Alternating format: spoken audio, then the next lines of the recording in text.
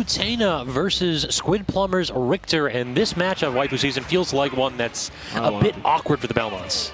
A little bit. Palutena, kind of coined by many to be a very good anti-zoner with her auto reticle, with the use of her explosive flame if used in the right spots. It could definitely be a bit challenging for Belmont to find their way in if the Palutena is playing competent.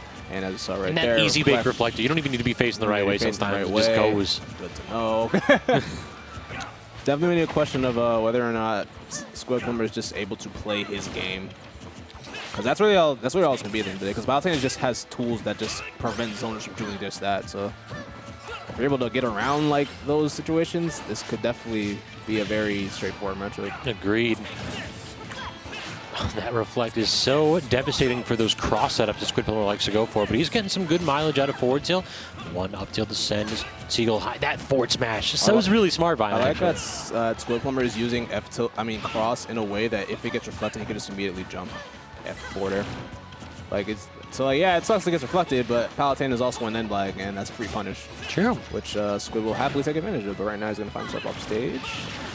I love it when he does that now. It's something new that he's incorporated into his game. He does like the tether and then immediate snap with the up B. I didn't even know you could do that.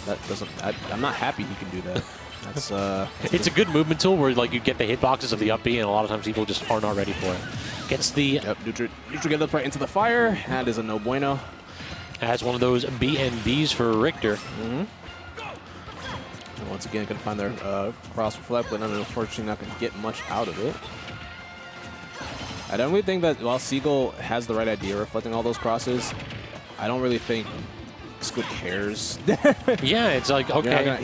You're not gonna really get too much off if you hit a cross on a reflect because you're just too far to get anything done. Like you're in too much end lag. Yeah, the damage from the cross is kind of negligible too. Yeah. It's really just a setup tool. Yeah, it's the damage on shield like does not matter. Yeah, it is minimal at best. So we're gonna see if he continues to rely on it or if he tries to switch something up. He's gonna very nice job by Squid to hold down on that up B to catch Seagull trying to be a bit aggressive at the ledge there.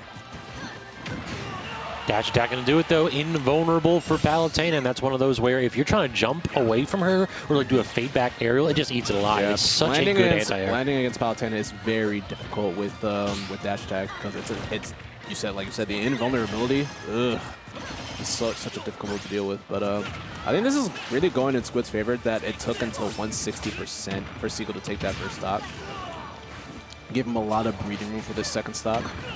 But unfortunately, Seagull Joe is starting to slowly bring it all the way back here.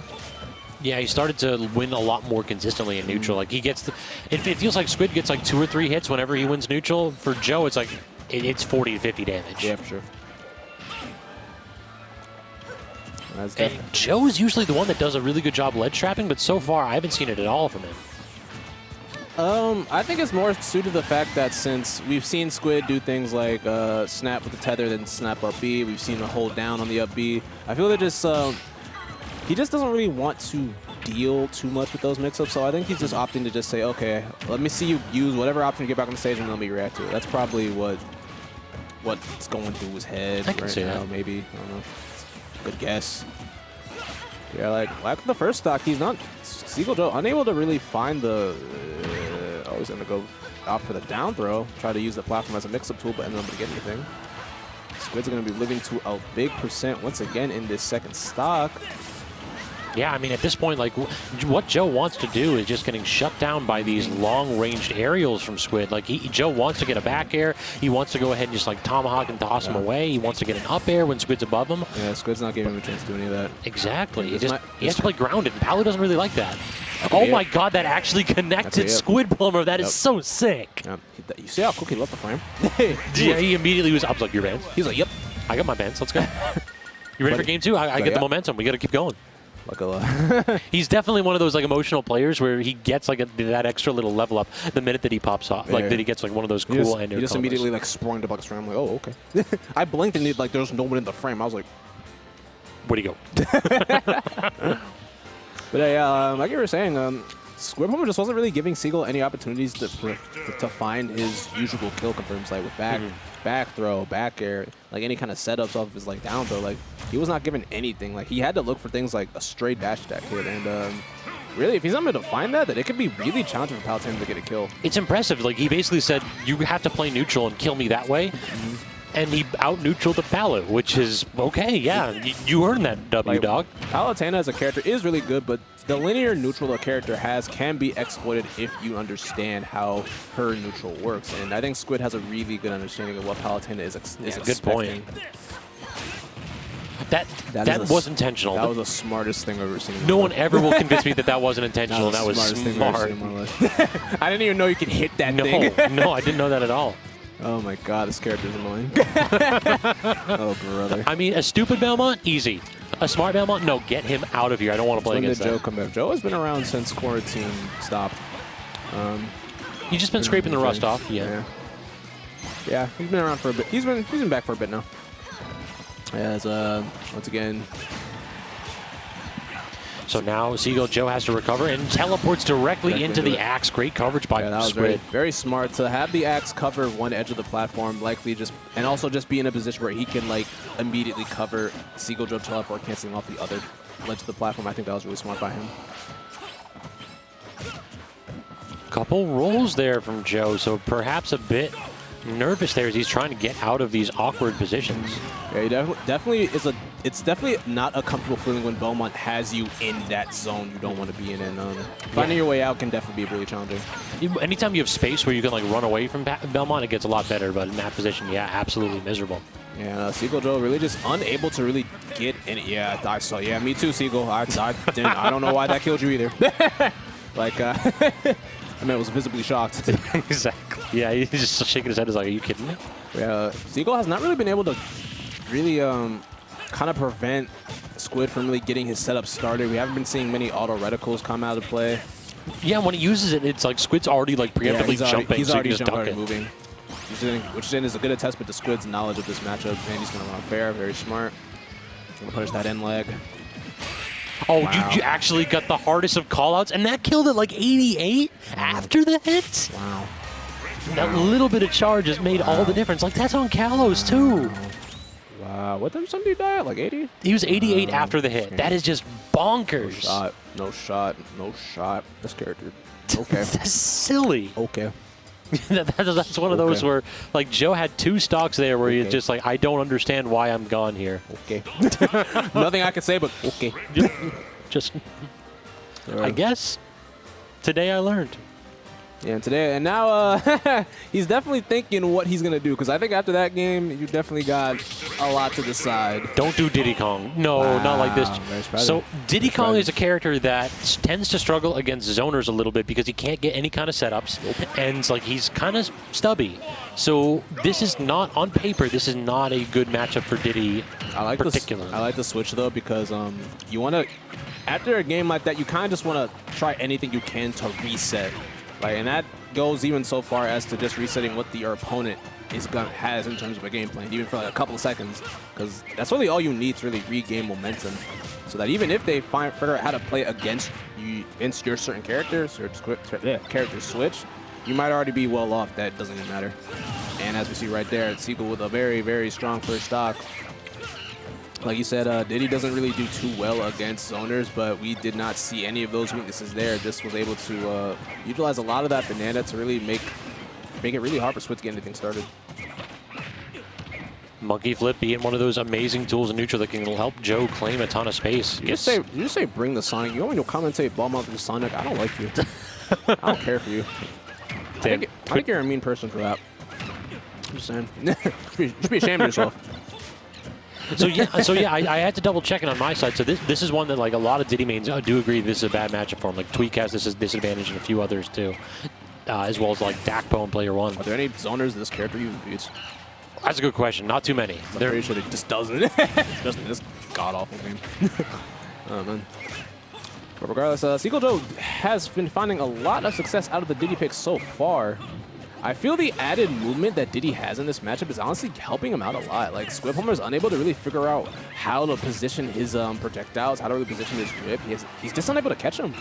I think that's one of the reasons Seagull made the switch. He's also playing a lot more grounded here. Like, all he's doing is whenever he's jumping around, he's threatening. Oh, my God. That is so good. Yeah. That's such an awful place to be if you're a Belmont player. The banana, the transcendent projectile, just slowly floating down. And if you get tapped by that, that's your doom. And look at the damage that Joe pours on. Like, while Diddy can struggle killing, he does not struggle putting on percent. Like, it's dire. Oh, man. So that was the trip. That wasn't Squidplumber dropping his shield. That was 100% a trip. You put the banana down at their feet, and then you knock their shield down with the first hit of forward smash. I saw the shield bomb, like, oh, yeah, you're done. Yeah, exactly. A little bit of shield damage. His feet were exposed, and he got pushed into the banana, and that's like one of the oldest Diddy Kong tricks in the book. Seagull Joe, he's been around a couple times. Might have read that one cover to cover. Yeah, so the character switch definitely coming in clutch. That is an understatement. Really, the abrupt switching game plan between someone like Palutena and someone more freeform like Diddy definitely caught Squidplumber off guard. And it looks like we're going to be seeing Diddy for the rest of the set, obviously, after a game like that. So now the question is going to be, how long can Seagull Joel keep this momentum, and whether or not Squid's going to adjust, because it's expected of a player of his level to adjust to situations like that. But this stage is a really good pick for Belmont versus Diddy, though. There's like very, very little space for Diddy to actually get the banana out. And if you basically win one neutral interaction, you should ledge trap him. And Diddy's like, he's got some options to get back from ledge, but a lot of them don't work against Belmont. Yeah, I feel that situation works to the reverse for Diddy as well, because if you can get really a good hit of that banana, they're going for a grip. True. And Seagull has definitely been comfortable in finishing off these stocks at like 100, like 110, like these early-ish percents where he doesn't really have to struggle too hard with killing. All right, now here, yeah, gonna be at the ledge. He's gonna get back. Very nice patience.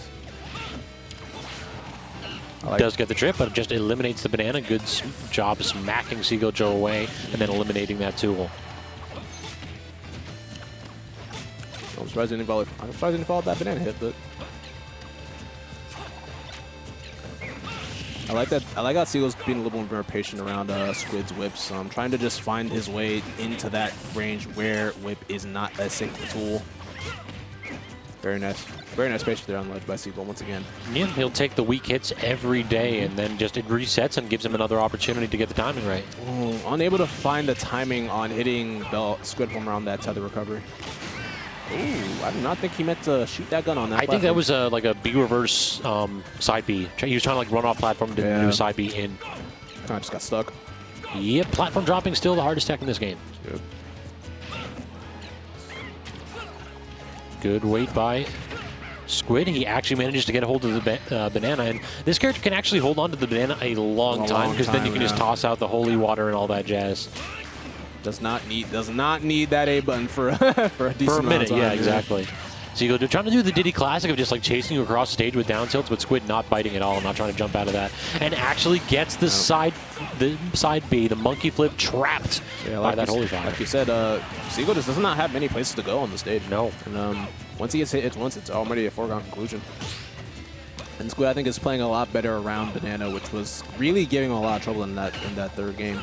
He's definitely made some adjustments in that regard. And Seagull just trying to find his way in, and every time he comes into contact with Squid's shield, that up B is ready.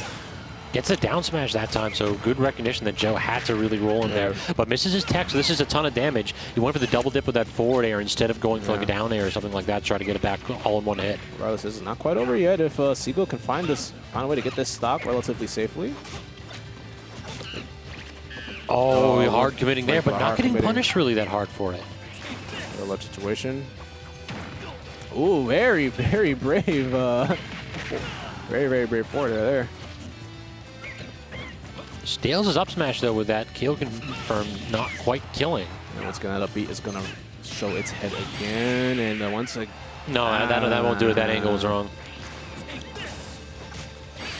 But timing his forward tilt at edge, and finally Squidplumber adapts to the Diddy Kong and takes it 3-1. Monkey not tricky enough to earn Seagull more than one game. Yep.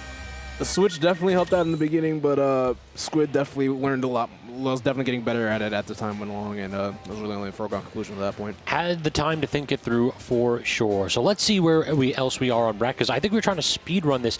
Is it there's some type of tournament popping on here? I think at around 11 o'clock or so. Is it Kagaribe? Is a tournament today? Yeah, not here, but on VGBC 1. I think it's gonna be like at 11 o'clock or so.